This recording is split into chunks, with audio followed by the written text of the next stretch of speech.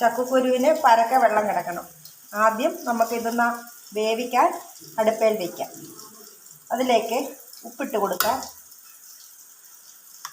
ലേശം മഞ്ഞൾപ്പൊടി കൂടെ ഇട്ട് കൊടുക്കാം. ഇതൊന്ന് ഇളക്കി കൊടുക്കാം.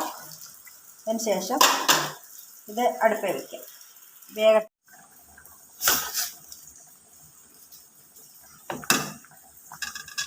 ചക്കക്കുരു വെന്തിട്ടുണ്ട്.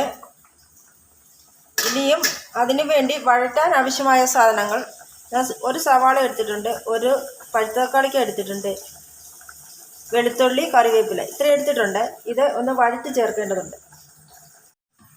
ചക്കക്കുരു വെന്ത് വാങ്ങിയിരുന്നു ചീനിച്ചട്ടി വെച്ചിട്ടുണ്ട്. അതിലേക്ക് എണ്ണ ഒഴിച്ചു കൊടുക്കാം. എണ്ണ ഒഴിച്ചിട്ടുണ്ട്. എണ്ണ ചൂടായിട്ടുണ്ട്. അതിലേക്ക് സവാള ഇട്ട് കൊടുക്കാം. ഇളക്കി കൊടുക്കാം.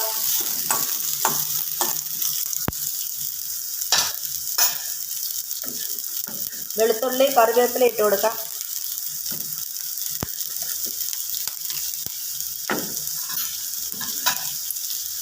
ചിലരൊക്കെ ഇഞ്ചി ചേർക്കും. ഞാൻ ഇഞ്ചി ചേർത്തിട്ടില്ല. വേണമെങ്കിൽ ചേർക്കാം, കുഴപ്പമില്ല. ഇറച്ചിക്കറി അല്ലല്ലോ, ചക്കക്കുരുവല്ലേ. വെളുത്തുള്ളി മസ്റ്റായിട്ടും വേണം.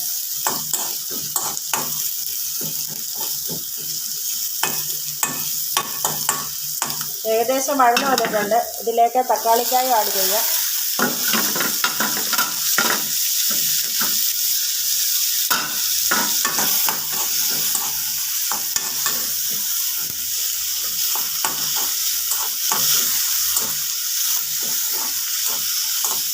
ഇതൊന്ന് വഴന്ന് വരട്ടെ.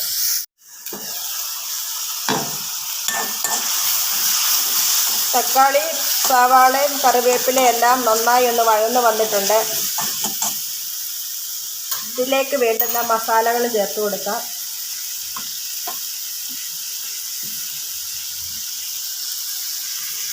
ഒരു സ്പൂണ് കാശ്മീരി ചില്ലി ചേർത്തിട്ടുണ്ട്. മല്ലിപ്പൊടി ചേർത്തിട്ടുണ്ട്. ഇതിലേക്ക് സാധാരണ മുളക് പൊടിയും ഒരു സ്പൂൺ ഇട്ട് കൊടുക്കാം. എന്നിട്ട് നന്നായി ഒന്ന് വഴറ്റുക.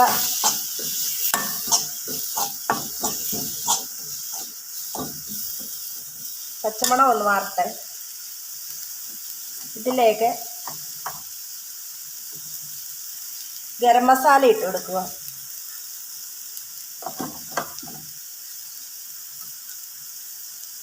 എന്നിട്ട് ഇളക്കാം.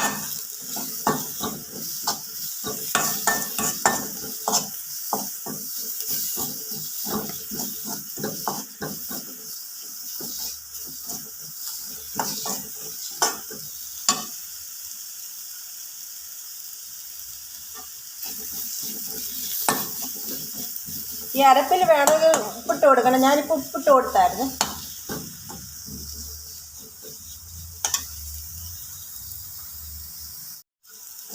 പൊടിയുടെ എല്ലാം പച്ചമണം മാറിയിട്ടുണ്ട്.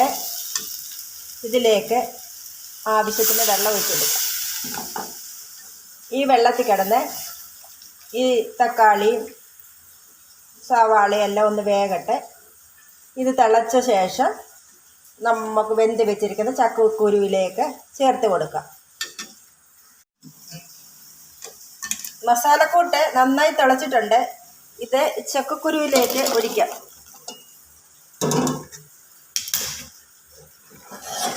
ഇത് വീണ്ടും അടുപ്പത്ത് വയ്ക്കാം.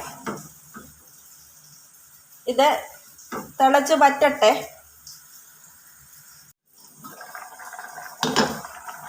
കറി വെന്തിട്ടുണ്ട്. ഇത് വാങ്ങി വെച്ചിട്ട് കടുക് താളിക്കാം. എണ്ണ ഒഴിച്ച് കൊടുത്തിട്ടുണ്ടായിരുന്നു. എണ്ണ ചൂടായിട്ടുണ്ട്. ഈ ചൂടായ എണ്ണയിലേക്ക് കടുക് ഇട്ട് കൊടുക്കാം. കടുക് പൊട്ടിത്തുടങ്ങി. ഇതിലേക്ക് ചെറിയ ഉള്ളി അരിഞ്ഞത് ഇട്ട് കൊടുക്കാം.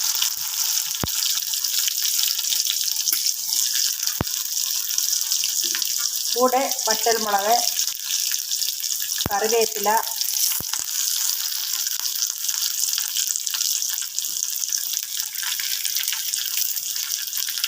ഇളക്കി കൊടുക്കാം.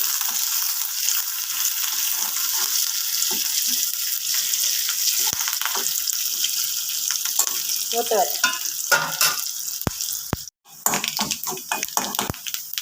വന്നിട്ടുണ്ട്. ഇത് കറിയിലേക്ക് ചേർത്ത് കൊടുക്കാം.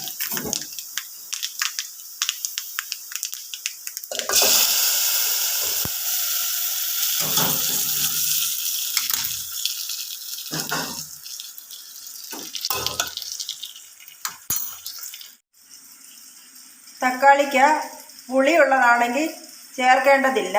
പുളി കുറഞ്ഞ തക്കാളിക്കാണ് നല്ലത്. അത് ഞാൻ പറയാൻ വിട്ടുപോയി. വീഡിയോ കണ്ട് ഇഷ്ടമായെങ്കിൽ എന്നെ സപ്പോർട്ട് ചെയ്യുക. Thank you.